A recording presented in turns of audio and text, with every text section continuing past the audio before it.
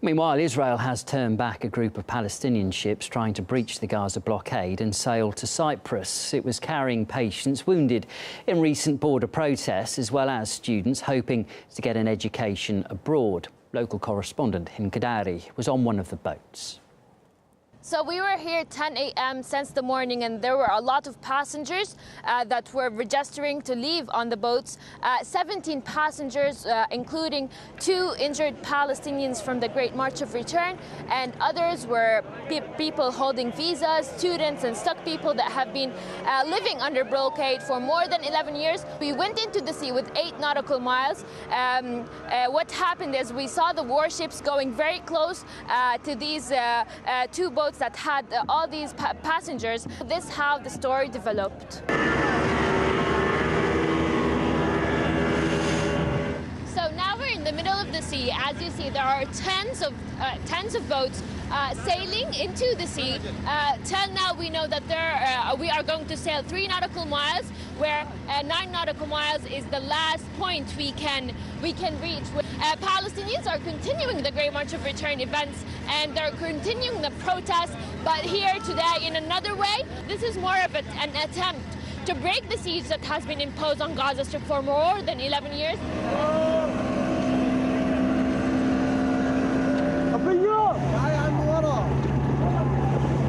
So now we're entering the 4 nautical miles, and we started seeing Israeli warships going closer to the Palestinian boats.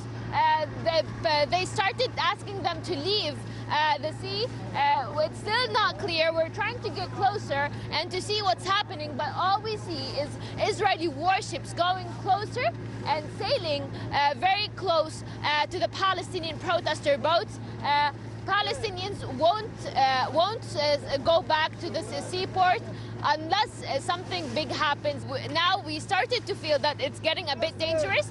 What happened at that time that we went back to the seaport because it was very dangerous. Naval forces arrested and controlled the boats that were launched from the Gaza seaport. So the Great March of Return events are continuing. Palestinians are continuing to protest, and they state that they won't stop protesting until they achieve their demands and until the blockade on the Gaza Strip that has been imposed for 11 years is released. At least 115 Palestinians were killed, thousands were injured in the Great March of Return. But today the Palestinians had a new way of protesting, where in the past month they were protesting on the land near the fence, and today the Palestinians are protesting on the boats near the sea.